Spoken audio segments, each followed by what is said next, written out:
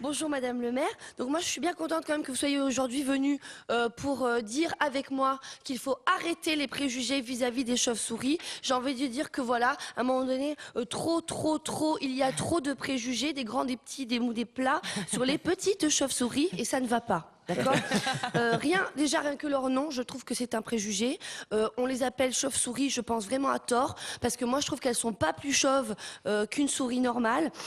Après attention, je dis pas que les chauves-souris ça a de beaux cheveux. Non, c'est vrai que les chauves-souris n'ont pas de beaux cheveux, mais ce n'est pas parce qu'elles sont chauves, c'est parce qu'elles sont presque aveugles. Et c'est super difficile quand on est aveugle de se coiffer.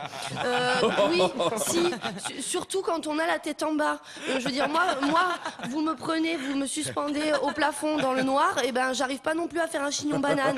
Donc déjà ça, j'ai envie de dire stop. Deuxièmement, il faut vraiment, je pense, arrêter de véhiculer toujours cette image systématique des chauves-souris mangeuses de sang, vampires, etc. Parce que toutes les chauves-souris ne deviennent pas comme ça. On a cette image, oui, à cause de Dracula. Mais alors que, comment dire, en fait, c'est comme, ce serait comme de dire que tous les pauvres deviennent des voleurs. Ça dépend de leur éducation. C'est-à-dire, moi, par exemple, vous prenez, je veux dire, il n'y a pas que Dracula dans la vie. Il y a Batman aussi. Et Batman, c'est une chauve-souris, par exemple, qui a super bien réussi. Il a une belle situation, il a une super bagnole. Il se tape des super meufs. Et il a une Rolex alors qu'il a même pas 50 ans. Moi, je suis sûre que sa mère, elle est très fière d'avoir accouché d'une chauve-souris. Alors après, il y en a qui vont dire « Ouais, Batman, ça compte pas parce que c'est un personnage virtuel. » Oui, mais sauf qu'en attendant, la souffrance des chauves-souris, elle est réelle. Et c'est pas pour rien si Madame le maire, elle a créé un numéro SOS chauve-souris. C'est parce que tous les jours, il y a des milliers de petites chauves-souris qui souffrent, qui sont vraiment dans la détresse et qui sont obligées de l'appeler. Allô, allô, SOS chauve-souris, j'écoute. Oh oui, je suis une chauve-souris, ma vie bat de l'aile. Enfin, non, on n'a pas. C'est du soutien, Nicole, c'est du soutien. Non, parce que, non, mais voilà, ce qu'il faut voir, c'est que c'est quand même déjà hyper difficile pour une chauve-souris d'appeler, pas tant dans la démarche, mais déjà pour faire les touches, quoi, c'est compliqué, parce qu'elles ont des ailes à la place des mains. Non, et ce que je veux dire, c'est que les chauves-souris, ce qui est formidable, c'est pas que le fait qu'elles volent. Il y a d'autres trucs super formidables, n'est-ce pas, Madame le maire?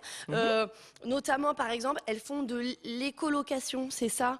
Et ça, c'est super. C'est-à-dire qu'en fait, elles produisent des petits sons comme ça, très très aigus, et les sons, les ondes sonores se propagent dans l'espace, et quand une onde sonore croise un objet, paf, ça rebondit dessus, ça revient, ça fait un écho, et c'est comme ça qu'elles peuvent localiser des objets. Alors que nous, les humains, on est complètement débiles, on fait l'inverse. C'est-à-dire que quand on voit, on va dans, je sais pas, dans un supermarché, on voit un truc en solde qui nous plaît trop, c'est une fois qu'on a trouvé l'objet qu'on fait ah, et c'est bête, ça sert à rien, parce que c'est de l'énergie complètement dépensée inutilement. Première chose.